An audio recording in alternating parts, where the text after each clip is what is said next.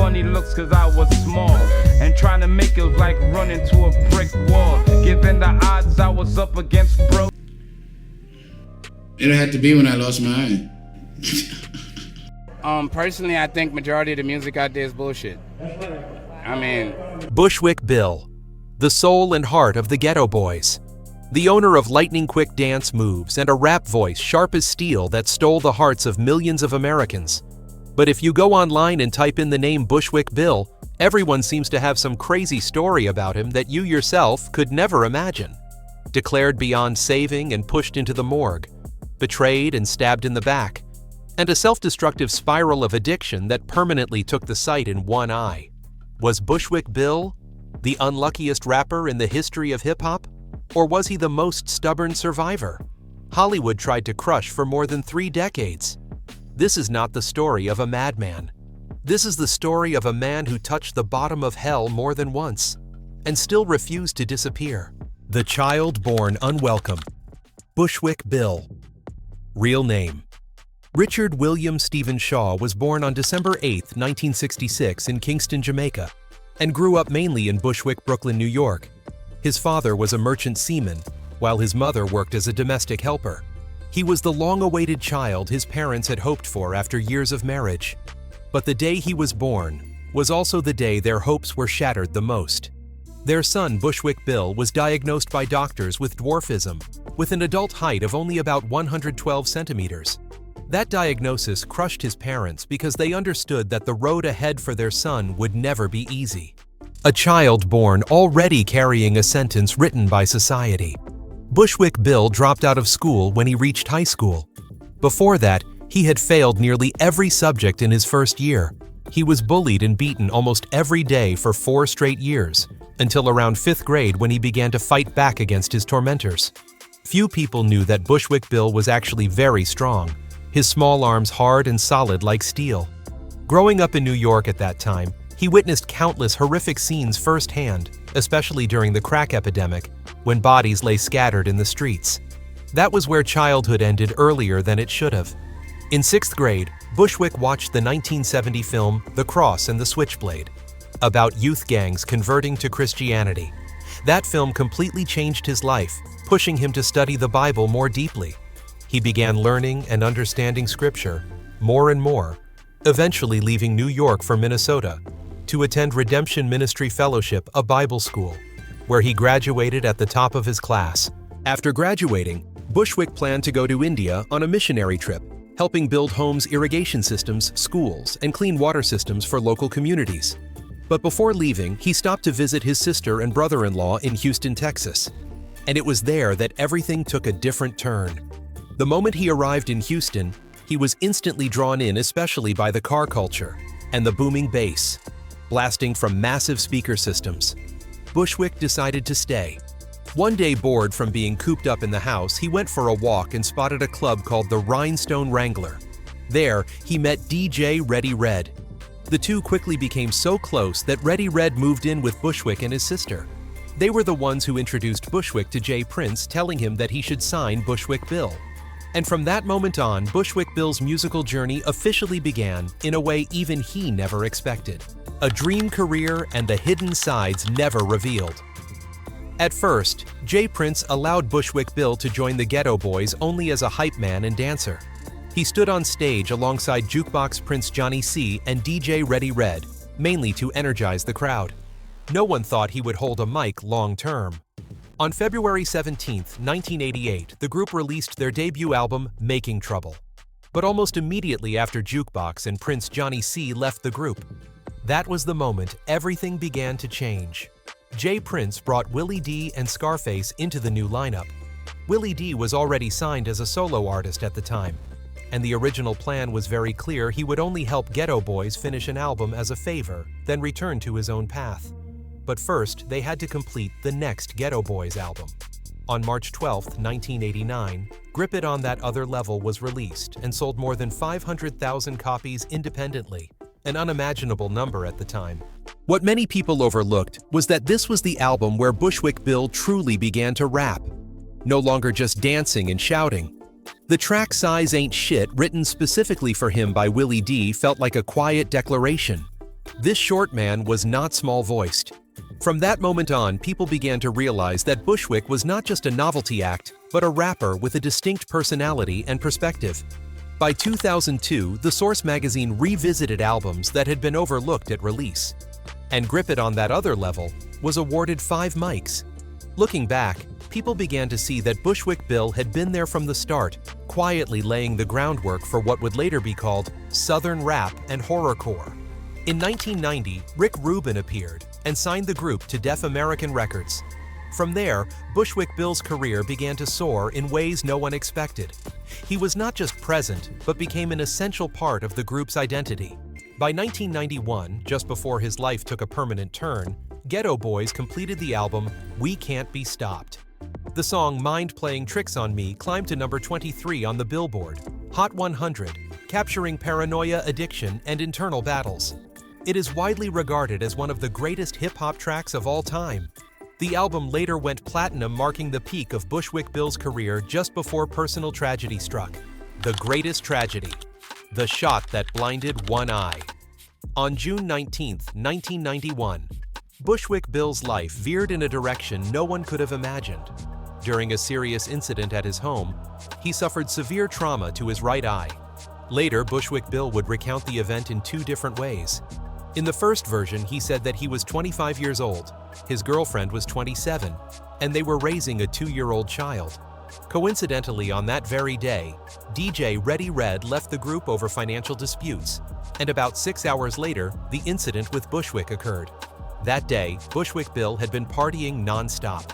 He drank Everclear, a liquor notorious for its extremely high alcohol content, then followed it with gin and Crown Royal mixed with stimulants. Above all of that was a deeply broken mental state. He said he fell into a spiral of depression, beginning to dwell on everything he felt he had failed to achieve in life. When he returned home, Bushwick admitted that his mind was no longer stable. He deliberately provoked conflict, pushing things far beyond what was necessary. In a moment of lost control, he engaged in dangerous behavior that pushed the situation past any safe limit. According to his account, everything escalated into chaos until an irreversible incident occurred, resulting in severe injury to his right eye. In another interview, Bushwick Bill told the story differently. He said he was trying to stage an accident, believing that his mother could then receive insurance money. He did not want to end his life directly, because insurance would not pay out. After leaving a club, he smoked some marijuana, without realizing it had been laced, which further destabilized his mental state. In his disoriented condition, he began having irrational and dangerous thoughts.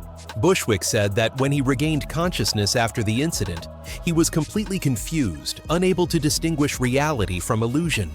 He recalled believing he was no longer alive until he realized his body was still responding to the world around him. The most haunting part of Bushwick Bill's account was his claim that he had been declared in an extremely critical condition nearly beyond saving. He said he woke up after a long period of unconsciousness in circumstances that made him believe he had come frighteningly close to the final boundary. After partially recovering, Bushwick Bill begged Willie D not to harm the girlfriend involved in the incident. He insisted that the fault was his alone and did not want the situation to go any further. The Hospital album cover When Tragedy Became a Symbol. Bushwick Bill had not yet recovered from the incident, but the album could not wait. The release schedule was locked. The tapes were ready, and the entire machine behind it was moving as if there were no room for delay. In that world, personal pain had no right to ask for a pause. The cover of We Can't Be Stopped was born under those circumstances. An image that made anyone who saw it stop cold. Bushwick Bill lay on a hospital gurney, head wrapped in bandages, face exhausted, one eye no longer whole. Beside him were Willie D and Scarface pushing the gurney down a cold hospital corridor. No stage lights, no posing, no attempt to hide reality. This was not a staged photo, not an artistic concept. It was a real moment from real life captured inside the hospital. And that was exactly what made the image hard to swallow for many people. Within the team at the time, not everyone was comfortable. Some felt it was wrong. Some sensed that an ethical line was being pushed too far. But others said it plainly, coldly, realistically. Shoot it. The album needed an image. The story needed a symbol. And that symbol was right in front of them. From that moment on, the image no longer belonged to Bushwick Bill alone.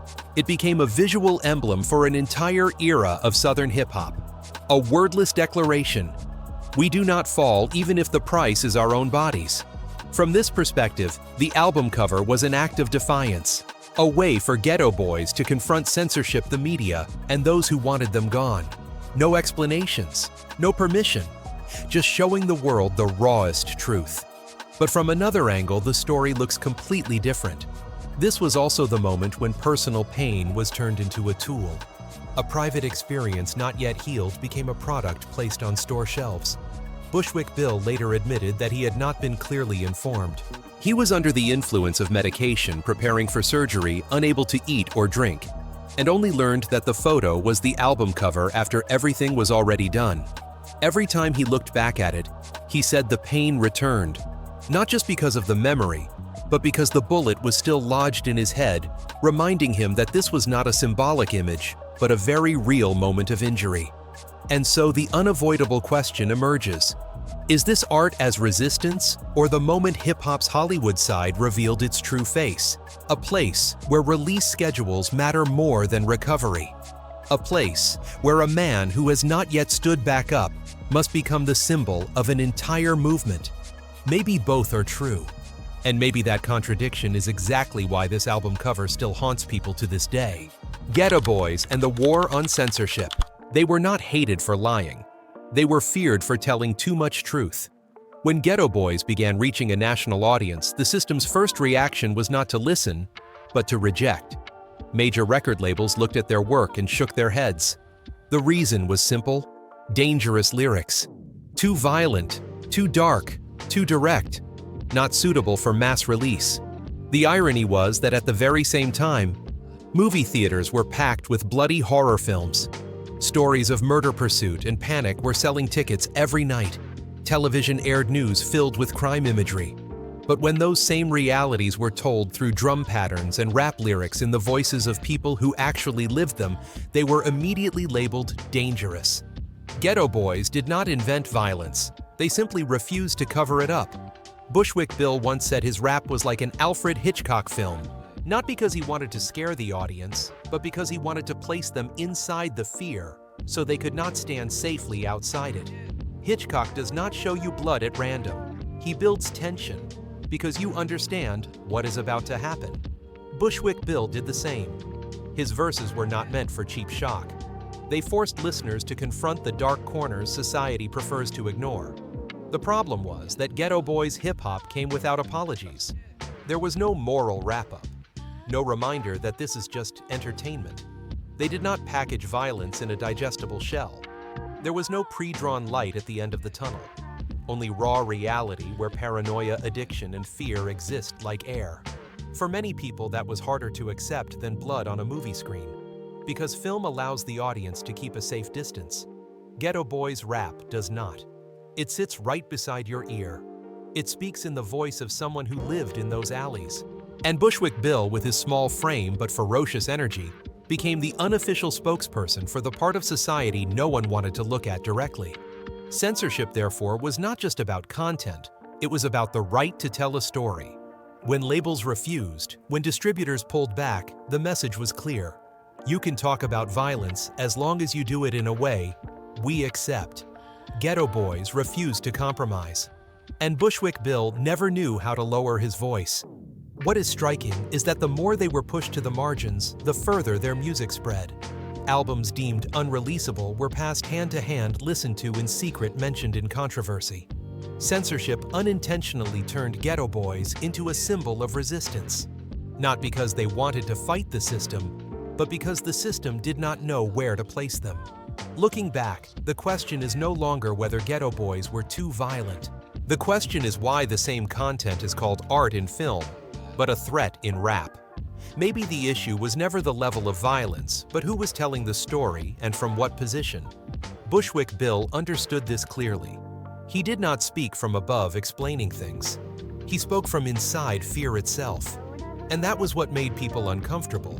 Because when you listened to him rap, you could not pretend it was someone else's story.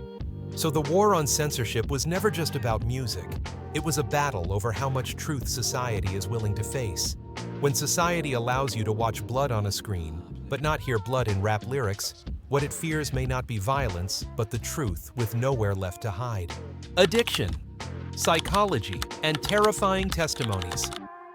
Bushwick Bill once said something that makes anyone freeze when they hear it. "I wanted to die in a way that my mother would get the money." That was not the statement of someone chasing attention. It did not sound like a drunken remark.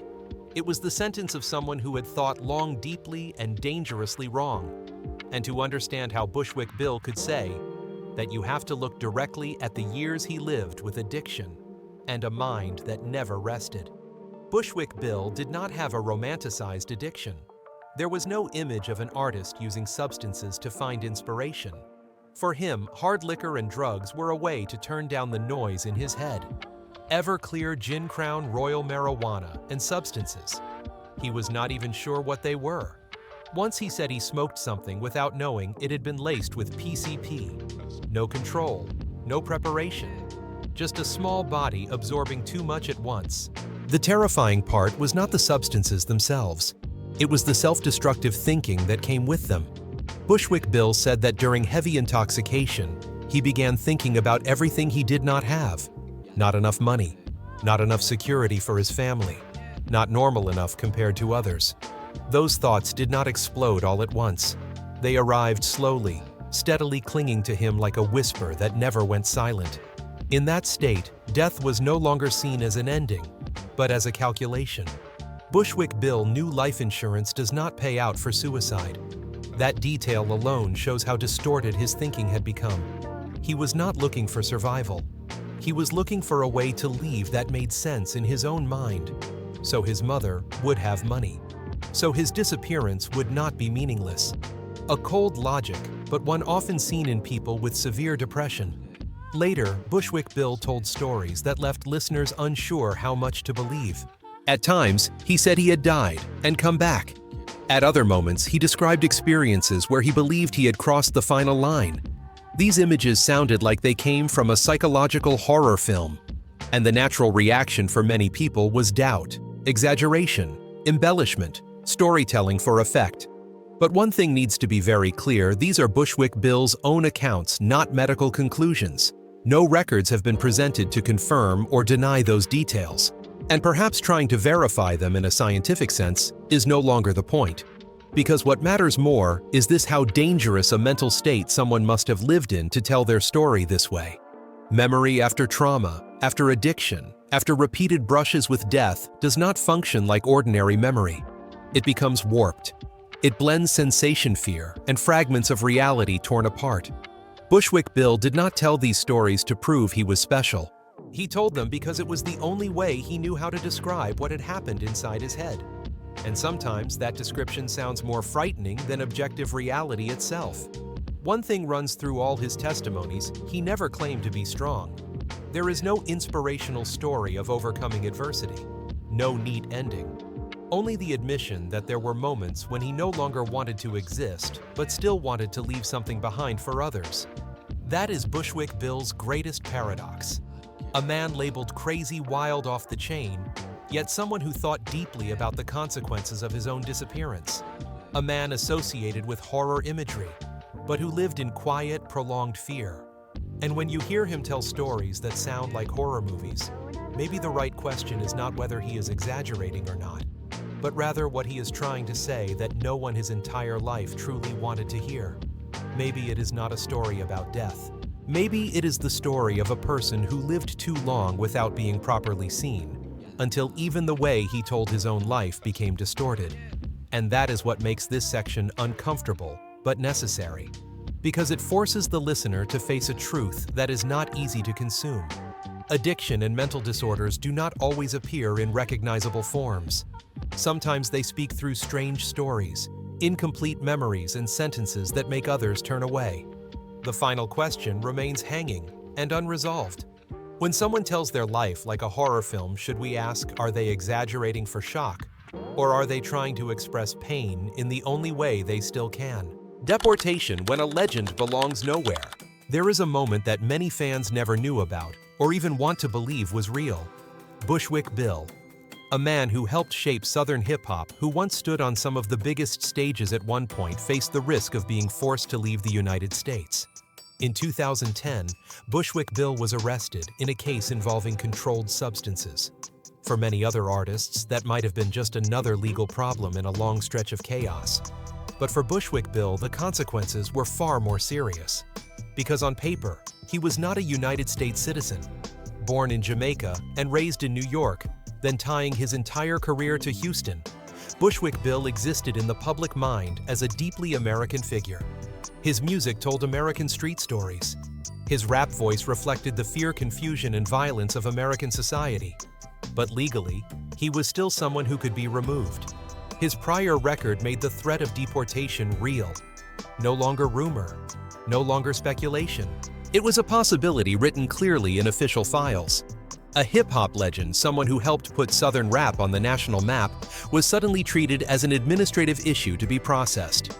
From the system's point of view, everything was cold. Law was law. Paperwork was paperwork. There was no box for cultural contribution. No line stating that this person had influenced an entire generation of artists. Faced with documents, Bushwick Bill was not a symbol. He was just a name on a list. What is striking is that at that time, Bushwick Bill was not forgotten. He was still mentioned, still respected within hip-hop. But reputation carries no weight against legal language.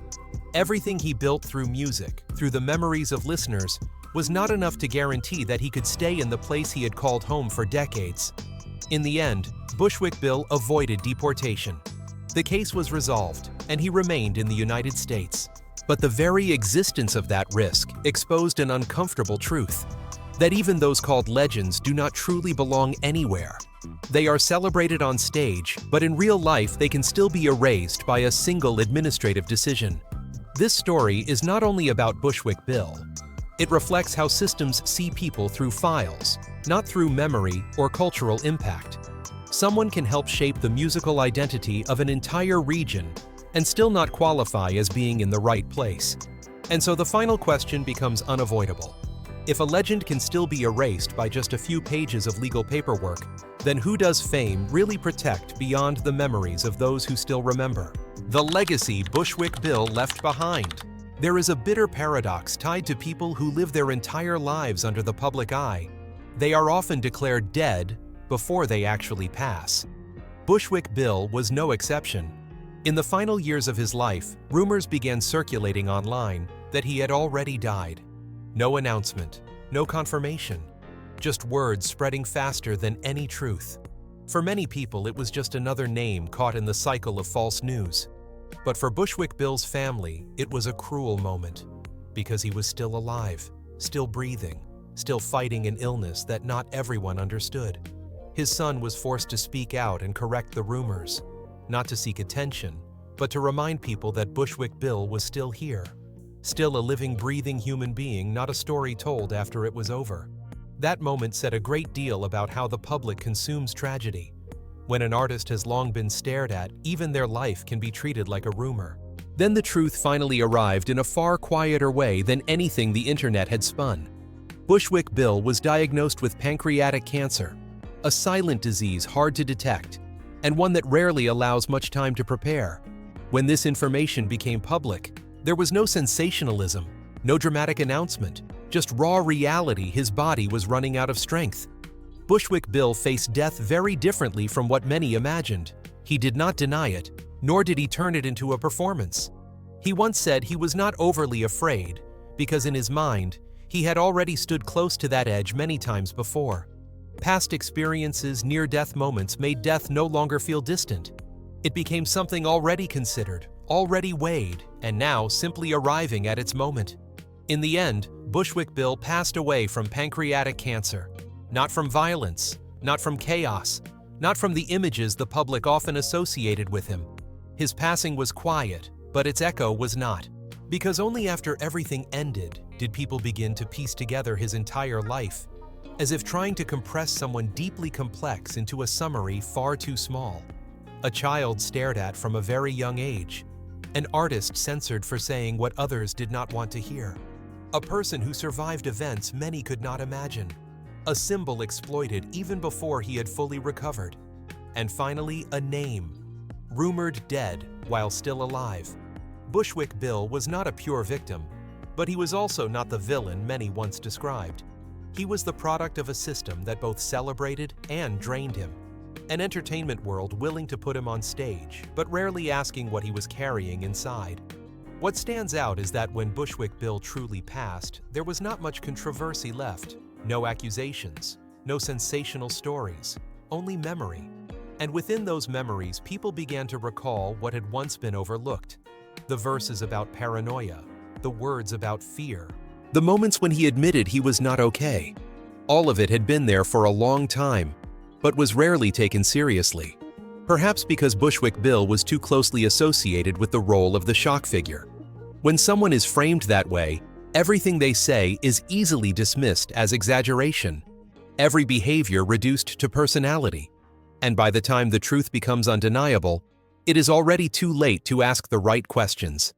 The death of Bushwick Bill did not come with a complete explanation. It did not resolve every contradiction. It simply forced people to look back at how they had seen him, not as a legend, not as a symbol, but as a human being who lived for a long time under the gaze of others, yet was rarely truly understood.